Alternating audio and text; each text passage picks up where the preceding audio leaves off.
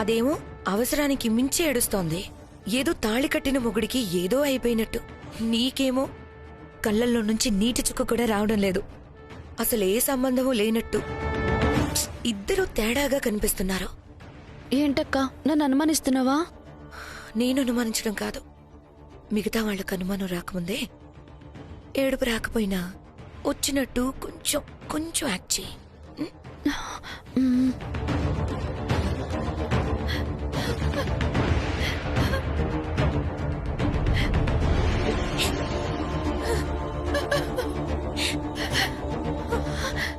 Doctor, ఇప్పుడు ఎలా ఉంది? ఎలా ఉంది డాక్టర్? మా బాబుకి ఎలా ఉంది చెప్పండి. మా ప్రయత్నం మేం చేశాం, కానీ కండిషన్ చాలా క్రిటికల్ గా ఉంది.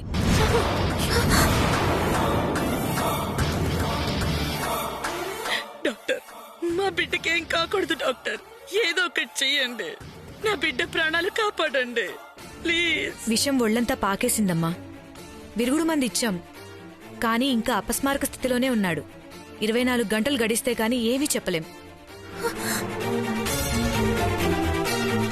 ఒక విధంగా చెప్పాలంటే మా చేతుల్లో ఏమీ లేదు. భారం అంతా ఆ దేవుడి మీదే.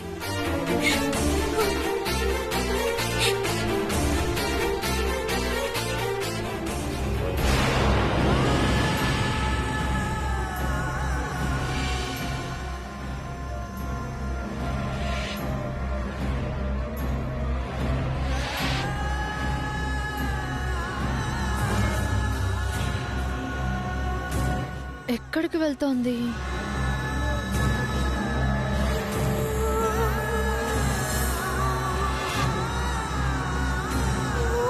అత్తయ్యగారు, అత్తయ్యగారు ఊరుకోండి. అత్తయ్యగారు ప్లీజ్ ఊరుకోండి, ఏం కాదు.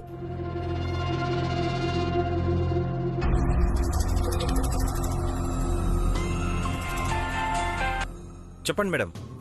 ఎక్కడున్నావు? ఇక్కడే మేడం, హాస్పిటల్ బయట. జానకి బయటకొచ్చింది. చంపైనా మేడం? చంపద్దు. ఎక్కడికి వెళ్తుందో చూడు, ముందు తనని ఫాలో అవ్వు, నాకు అప్డేట్ చెయ్యి. ఏం చేయాలో నేను చెప్తాను.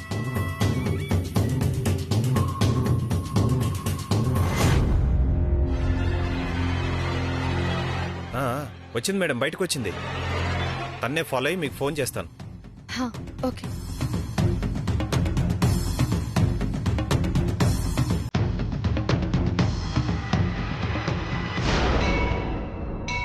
నా కూతురు పెద్ద గండం నుంచి బయటపడింది అన్నారు. రూపం కూడా మారిపోయిందన్నారు. ఎంత ప్రయత్నించినా ఎక్కడుందో తెలియటం లేదు. ఎక్కడుందో, ఎలా ఉందో చూసి చెప్పండి పూజారి గారు. అలాగే జానకయ్య.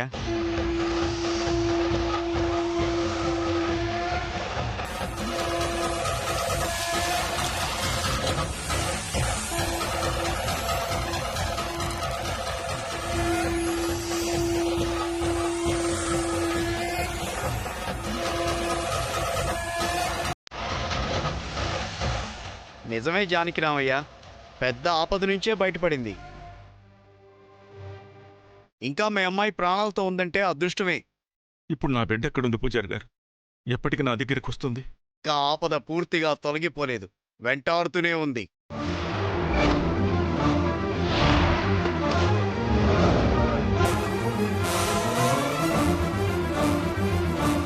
మీరు చెప్పేది వింటుంటే భయంగా ఉంది పూజారి గారు. నా బిడ్డ ప్రాణానికి ప్రమాదం ఏం లేదు కదా? క్షేమంగా నా దగ్గరికి తిరిగి వస్తుంది కదా?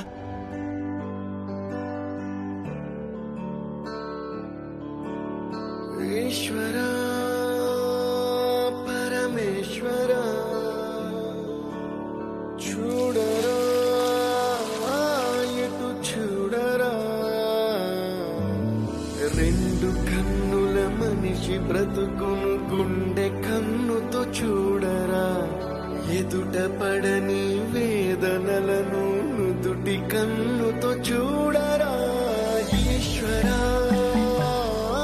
పరమేశ్వరా చూడరా, ఇటు చూడరా.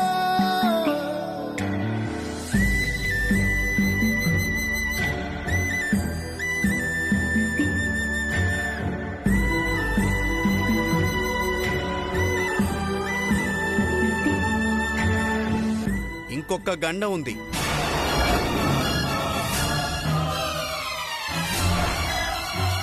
అది దాటాలి.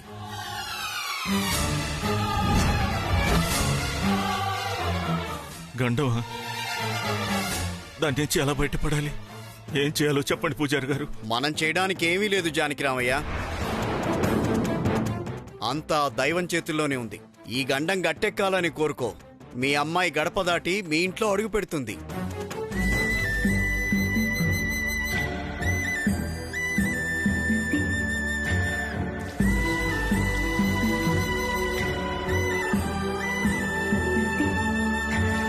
దారి ఏదో తీరమేదో గమనమేదో గమ్యమేదో లేత ప్రేమల లోతు ఎంతో లేని కన్నుతో చూడరా. చీకటేదో వెలుతురేదో మంచు ఏదో మంట ఏదో లోకమెరుగని ప్రేమ కథని లోని కన్నుతో చూడరా. ఈశ్వరా పరమేశ్వరా చూడరా, ఇటు చూడరా.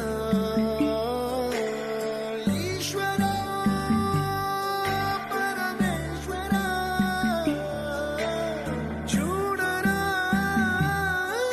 ఇటు చూడరా.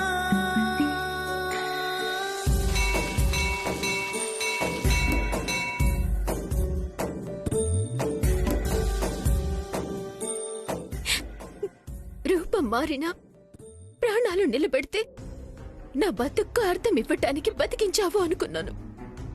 నా పుట్టుక గురించి తెలుసుకునే అవకాశం ఇచ్చావనుకున్నాను.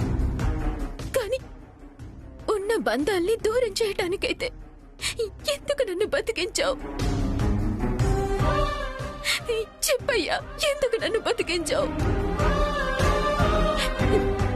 నేను ప్రాణాలతో లేననుకొని ఆయన విషం తాగారంటున్నారు. అది విషం కాదని నాకు తెలుసు. కారణం ఏదైనా ఆయనంటూ ఉంటేనే నేను ఉండేది. కావాలంటే బదులుగా నా ప్రాణాలు తీసుకో, ఆయన ప్రాణాన్ని మాత్రం కాపాడు.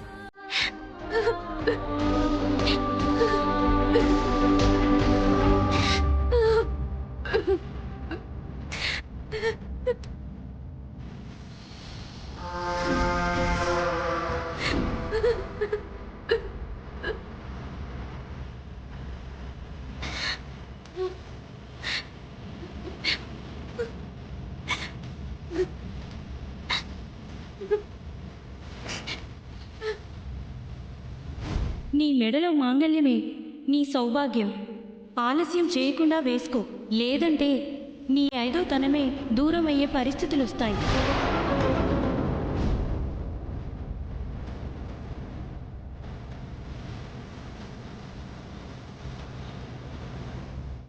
నీ మాంగల్యమే నిన్ను కాపాడుతుంది.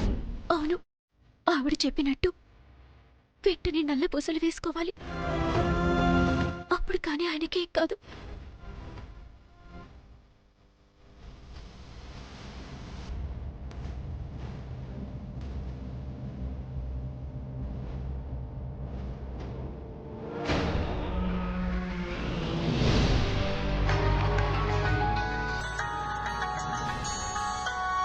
హలో మేడం, జానకి ఇక్కడ అమ్మవారి గుడికి వచ్చింది. గుడికా? ఇప్పుడు గుడికెందుకు వచ్చింది? ఓ, దేవాంశ్ కోలుకోవాలని మొక్కుకోవడానికి వచ్చిందా? ఏమో మేడం, దేవుడి ముందు కాసేపు ఏడ్చింది. ఏడ్చిందా? అంతా ఓవరాక్షన్ ఎందుకు చేస్తుంది? ఇదేదో నిజమైన మేనకోడల్లాగా. వాళ్ళని అబ్జర్వ్ చేస్తూ ఉండు, నేను ఇప్పుడే వస్తాను. సరే మేడం, మీరు త్వరగా రండి, నేను వెయిట్ చేస్తూ ఉంటాను.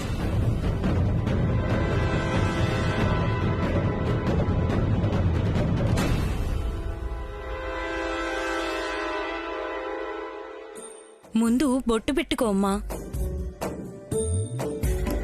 నువ్వు రాసిన రాతలిచ్చట మార్చుతూ ఏ మార్చుతుంటే నేలపైన వింతలన్నీ నింగి కన్నుతో చూడరా. ఈశ్వరా పరమేశ్వరా చూడరా, ఎటు చూడరా. మసకబారిన కంటి పాపకి ముసుగు